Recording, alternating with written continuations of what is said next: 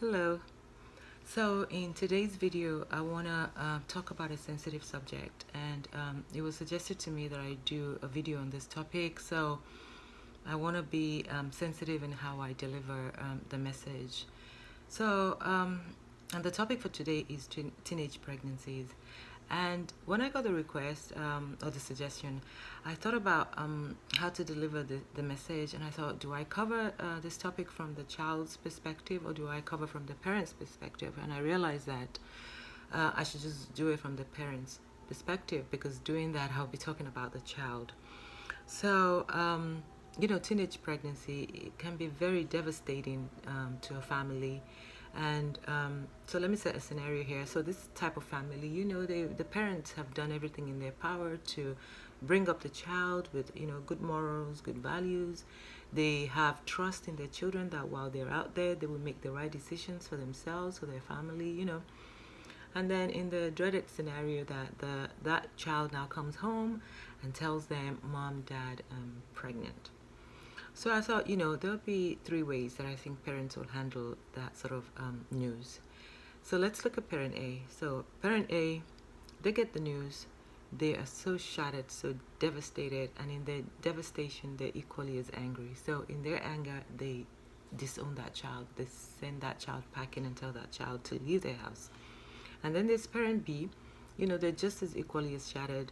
But, they make the decision to keep the child in the house and support the child throughout that pregnancy. They want to monitor what that child is doing. They want to make sure the child is healthy and, and all that business. They may even decide, go on to engage the family of the boy that impregnated the child, all that. And then this parent C, again, equally as shattered, but they feel a sense of shame over their child getting pregnant as a teenager, so they quietly make the decision to encourage and support that child to have an abortion.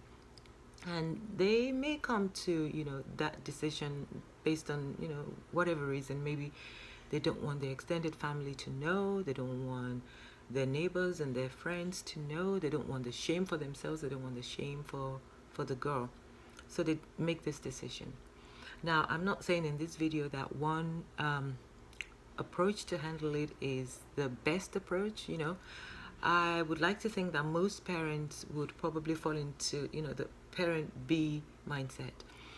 And, I'm saying that most people will probably fall into that category because you don't really want to throw that child out, because once you do, you're throwing them out to the wolves. You have no control over what they're doing. They may be in more danger while they're out there, and I just don't believe in throwing the baby out with the bathwater. That's just me. And then you also don't want to go the route of parent C. For whatever reason, maybe you're a person of faith. Within your faith, abortion is wrong. You don't think it's morally right to go the route of abortion. For whatever reason, you just don't handle it the way that parent C would handle it. But I also want to say to parents that we don't live in an ideal world. This is not utopia. So these things do happen. For most of us, maybe we've not found ourselves in that situation, and thankfully maybe we never will. And we like to believe and hope that we have instilled enough in our children to make good judgment. And it's not like parents who find themselves in situations like this have not instilled good morals, values, whatnot into their children to make good decisions. It's just that mistakes do happen because, like I said, this is an ideal world. Teenagers do have, sex outside of wedlock out there. I'm not advocating for that. I'm being real. This happens. And for parents that are going through it right now, do not beat yourself up about it. Do not take it as a personal failure, because we all pray and hope that the minute our children, they're away from us, they may still be living at home, but they're away from us. We're not out there chaperoning them. We don't know what they're doing. We pray and hope that what we have poured into them will, translate into the decisions that they make while they're out there. There's very many pressures out there for kids to do all sorts of things. Today's video is about teenage pregnancy. There's also the temptations of drugs and all sorts out there. So I just, I said, like I said, when it was suggested to me, I thought, yeah, this is a good topic for me to cover. And I want to encourage you guys, if you watch the video, feel free to comment, like, share, or whatever. And to the parents, like I said, that are going through this, do not take it as a personal failure.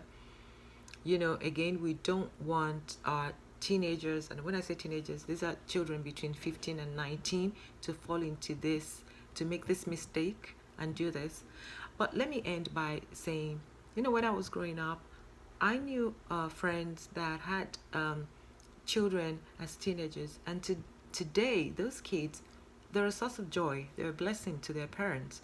So do not let us think it as, if this happens to our teenagers, their lives are over, it's ruined, that's a doom and gloom for them. It doesn't always turn out that way. Again, our prayers and our hopes is that these kids don't even find themselves in these situations and make these mistakes in the first place. So thank you for your time.